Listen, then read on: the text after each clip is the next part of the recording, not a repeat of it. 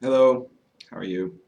So, today we're doing the Bhagavad Gita, chapter 3, verses 5 and 6. And you'll remember that in the previous video, Krishna had talked about how you cannot be free of karma by avoiding action. And he said this is not a legitimate, trying to avoid being in the world, avoid participating, avoid doing anything. This is not a legitimate path to enlightenment. And the reason for that is that it doesn't work. And now in verses 5 and 6, you start to get an idea of why it doesn't work. So here we are. For there is not even a single moment in this life when you are free from some kind of action.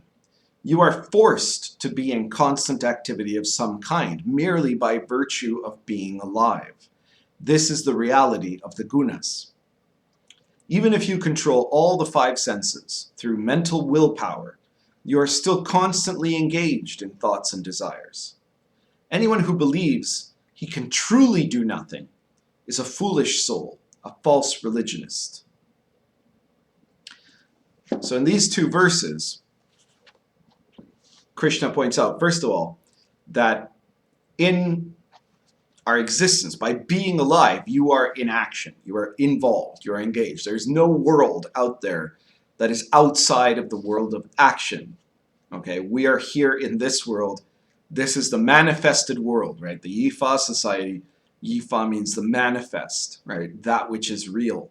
And that is where we are. There's no way to get away from that. You can't escape from it except in a delusional sense, right? So unless you're a foolish soul or a false religionist, telling people that somehow this material world is fake and that there's some real spiritual world out there that's completely separate, and that if you go and become an energy being, then you're going to be all right or something like that, which is it's nonsense, right?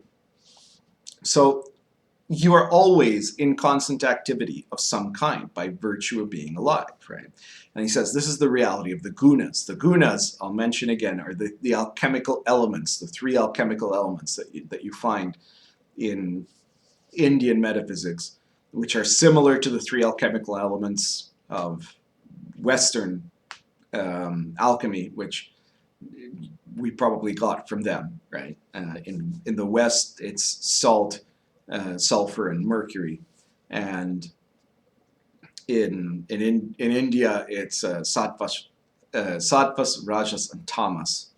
They're basically the same thing. It's talking about these processes. The three alchemical elements are all about the process of change, right? And you see this in China too, with the 5 phases, as they're called, which we sometimes incorrectly here call the 5 elements, because in China there are 8 elements, which are the 8 trigrams of the I Ching, and there's 5 phases, which are those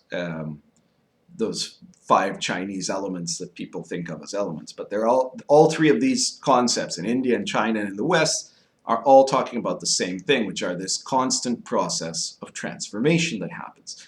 And we are bound inside those processes. And sometimes people think, oh, it's better to be in one than in the other, or something like that, right? They want to be in the higher process and the better process and the better point of it, right? But in fact, we have to be in all of them. They're all constantly in us, right? These different stages of transformation are happening constantly. And it's another way of saying that change is the nature of reality. There's always change going on. And within that, there's always action going on. Even choosing not to act is action, right? Everything you do is a form of action. And so then Krishna goes on to say, even if you control all of your senses by sheer mental willpower, by sheer force of will, you're still constantly engaged in thoughts and desires, right? People want to try to avoid thinking, that they think meditation is about escaping thought or escaping desire, are always going to be stuck in it, because the more you're concentrating on holding on to it, on defeating it, the more you're holding on to it, right?